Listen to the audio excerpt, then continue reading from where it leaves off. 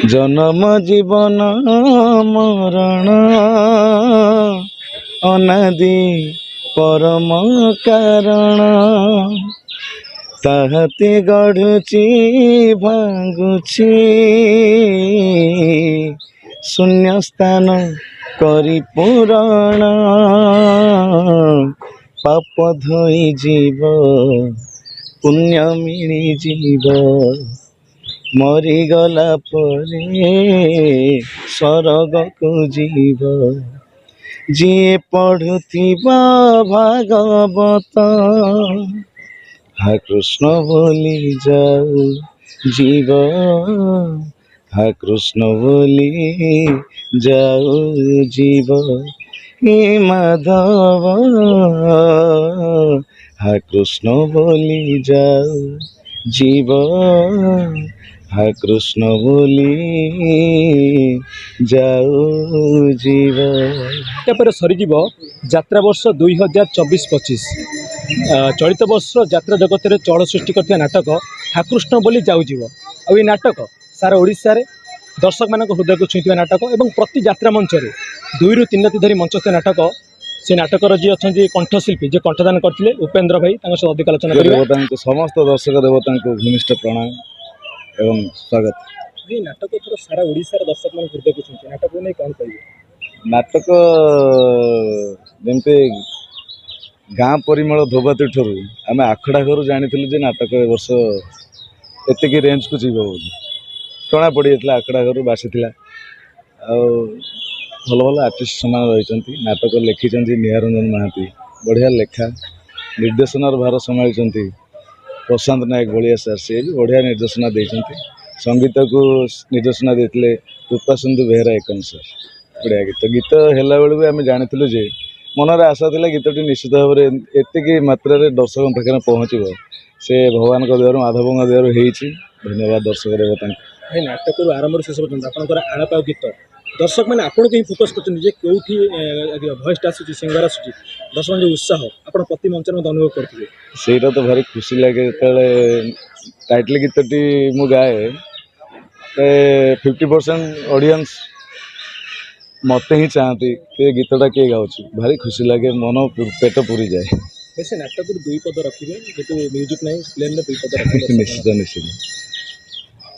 नाटक गीत लिखिं निगम मिश्र सर बढ़िया लेखा पूरा भागवत कथा कौन सी कथा नहीं टाइटल जाक केवल भागवत ही कथा जन्म जीवन मरण अनादि परम कारण ताहते गढ़ुची भांगुची शून्य स्थान करी पुराण पाप धोई जीव पुण्य मिली जीव मरीगला परे स्वर्ग को जीव जी पढ़ुथिबा भागवत हा कृष्ण बोली जाऊ जीव हा कृष्ण बोली जाऊ जीव हे माधव हा कृष्ण बोली जाऊ जीव हा कृष्ण बोली जाऊ जीव। धन्यवाद भाई चलित वर्ष शिवानगढ़ नाटक एमती को नाटक प्रस्तुत करुचे जहाँकि आपको सूचना आसंत वर्ष शिवानगढ़ नाट्यर 3टी नाटक नुआ नाटक प्रिपेरेसन अच्छी नाटक टाइटल गुड़ा भी आस सारा प्रथम नाटक मेम साहेबा द्वितीय नाटक